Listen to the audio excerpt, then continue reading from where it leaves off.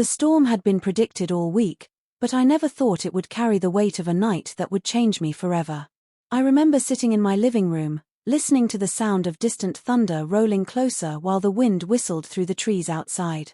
My spouse was pacing, muttering about a late-night business call and how important it was. His phone never left his hand, his eyes never looked at me the way they used to. I tried to speak, to tell him the storm made me uneasy, but he brushed it off with a distracted nod, grabbed his jacket, and left the house as if my feelings were nothing but background noise. It wasn't the first time I felt invisible, but it was the night it finally sank deep into me. For months, maybe even years, our marriage had been withering in silence. The warmth that once held us together had faded, replaced by cold politeness and short conversations that carried no life.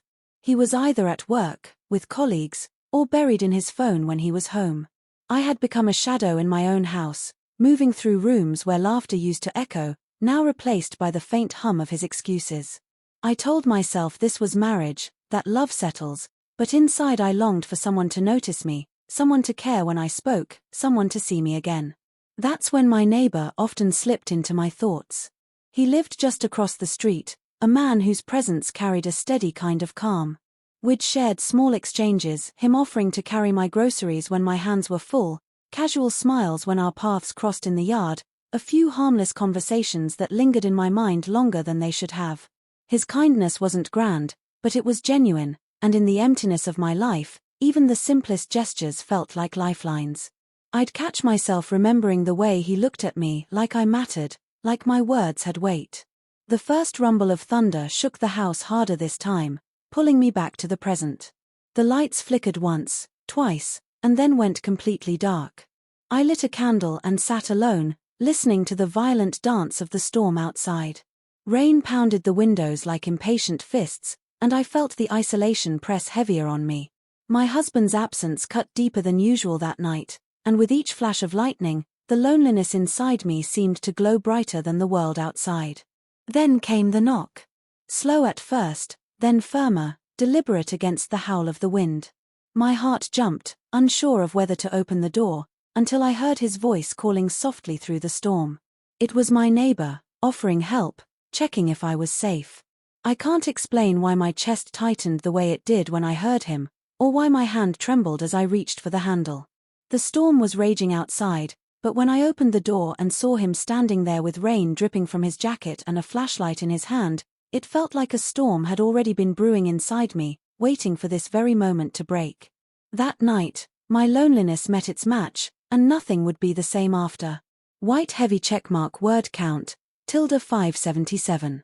Do you want me to continue with section 2, minimum 570 words, in the same direct, faceless narration style? The storm outside grew more violent, hammering against the walls as if it wanted to tear them apart. He stepped inside, shaking off the rain, and his presence filled the room with a warmth I hadn't felt in so long. He placed the flashlight on the table and handed me another one, his voice calm as he said he didn't want me to sit in the dark alone. I thanked him, though the words felt small compared to the comfort his company brought. The candlelight flickered across his face, highlighting the sincerity in his eyes, and for the first time in a long while, I felt seen. We settled into the living room as the storm continued its assault.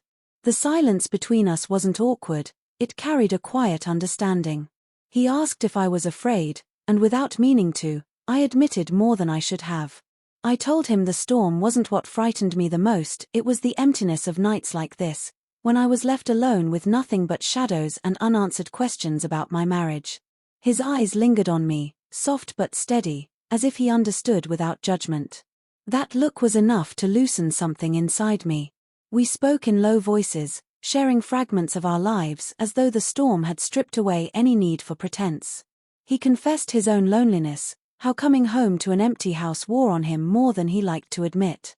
I confessed that my husband had been drifting farther away, that I felt more like a stranger in my own home than a partner in my marriage. He didn't interrupt, didn't offer hollow reassurances. He just listened, every word landing between us like a bridge being built in the dark. Laughter broke through at one point when the thunder shook the windows so hard I jumped, and he teased me gently for it. I couldn't help but smile, and the sound of my own laughter startled me. I had forgotten what it felt like to laugh freely with someone. The air shifted after that, softer, closer. The storm outside became a backdrop, its wild energy mirrored in the silent pull drawing us together. His hand brushed against mine as he passed me the blanket, just a fleeting touch, but it lingered like fire on my skin. I should have pulled away, reminded myself of the vows I had taken, but my hand stayed still, betraying me. My breath quickened, though I tried to steady it, and I saw him notice. He didn't move away either. The space between us felt charged, heavy with words unsaid and feelings unspoken. The candlelight flickered again, shadows dancing across the walls, and I realized the storm outside had become background noise compared to the storm inside me. I wanted to believe it was only the fear of the night, the loneliness, the need for comfort, but deep down I knew it was more. I wanted him, not just his company, not just his kindness, but him. The thought terrified me as much as it thrilled me. The thunder cracked so loud it rattled the floor, and the lights died completely, plunging us into darkness. The only glow came from the faint candle between us. In that silence, our eyes met, holding longer than they should have. My heart pounded, torn between everything I thought I was and everything I suddenly wanted to be. The air was thick with temptation, and I knew something inside me was about to break. White heavy checkmark word count, ~574. Would you like me to continue immediately with section 3, 570 plus words, where the line of infidelity is crossed, in the same style?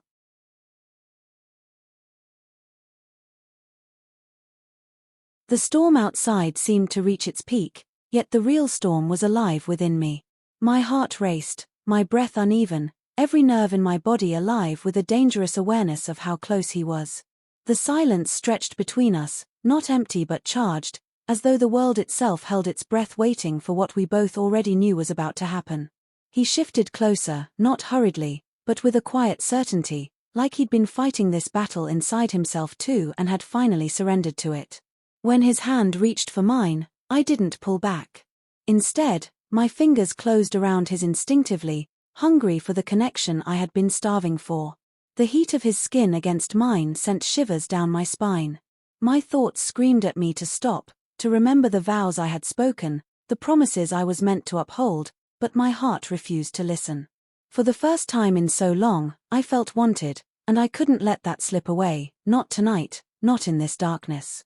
The thunder roared above us as if echoing the turmoil in my chest. He leaned closer, the faint glow of the candlelight outlining the sharp lines of his face. His eyes searched mine, as though asking for permission, giving me the chance to turn away. But I didn't. Instead, I let myself fall into the pull that had been growing between us for months. Our lips met in a kiss that was hesitant at first, almost trembling, but when I didn't resist, it deepened into something urgent, something that burned through the emptiness I'd been carrying for years. The taste of him was unfamiliar yet intoxicating, and every part of me ached for more. My hands moved on their own, finding their way to his shoulders, clinging as though I might drown without him. His arms wrapped around me, pulling me closer, anchoring me against the storm both outside and within. The world beyond the two of us disappeared. There was no husband, no vows, no guilt in that moment, only the raw need to be seen, touched, desired. When he whispered my name, it sent a wave of shivers across my skin. The sound was low, filled with longing, and it broke through the last piece of restraint I had been holding on to. We kissed again, harder this time, and the barrier between what was right and what I craved shattered completely.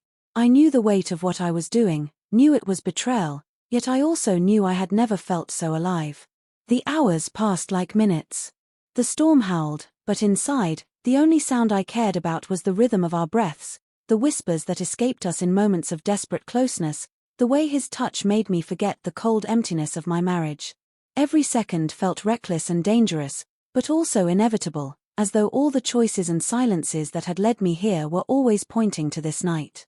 When the storm finally began to fade, the room settled into a fragile stillness. The candle had burned low, casting only faint light across the space where we lay tangled together, silent in the aftermath of everything we had done. Reality returned slowly, like an unwelcome intruder creeping in through the cracks. I felt his hand still holding mine, warm and steady, but guilt surged through me with equal force. I turned my head and looked at him, his eyes already open, watching me with a mixture of tenderness and uncertainty. He didn't speak, and neither did I. The storm outside had passed, but the storm we had unleashed inside us was only just beginning. White heavy checkmark word count, ~579. Do you want me to go ahead and complete section 4, 570 plus words, aftermath and reflection, right now in the same intense, faceless style? The morning light slipped gently through the curtains, soft and golden, so different from the chaos of the night before. The storm was gone, but its memory lingered in the damp air and in the quiet that pressed down on the room. I opened my eyes slowly, and the first thing I saw was him lying beside me, his face calm, his hand still loosely holding mine as if he hadn't wanted to let go even in sleep. For one suspended moment, I allowed myself to take it into the warmth, the closeness, the feeling of being wanted. But the truth seeped in quickly, heavy and undeniable. What had felt like a release in the darkness now carried a weight I wasn't ready to face in the light. I slipped from the blanket quietly, trying not to disturb him. My body still hummed with the memory of his touch, but my chest tightened with guilt. I moved through the room slowly, every step echoing like a reminder of what I had done. My husband's absence had left me hollow for so long, but the vows I had once spoken still lingered in my mind, sharp now like broken glass. I told myself it had been the storm, the loneliness, the need for comfort, but deep down, I knew it had been more than that. I had crossed a line I could never uncross.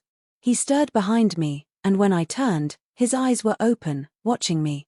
There was no regret in them, only a quiet tenderness that both comforted and unsettled me.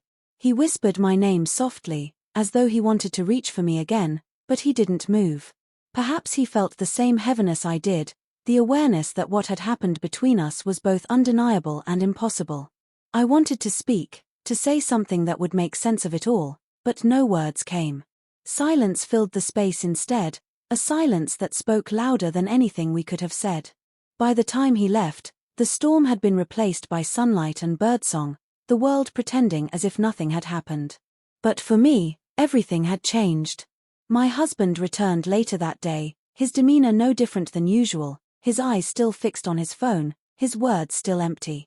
He asked if the storm had frightened me, and I answered with a smile that felt like a lie stitched onto my face. He never suspected, and I never confessed. Yet inside, I carried the weight of the night before, a secret burning in my chest with every breath. In the days that followed, I caught myself glancing toward the house across the street. Sometimes I saw him, sometimes I didn't, but every time, the memory of his touch returned with startling clarity.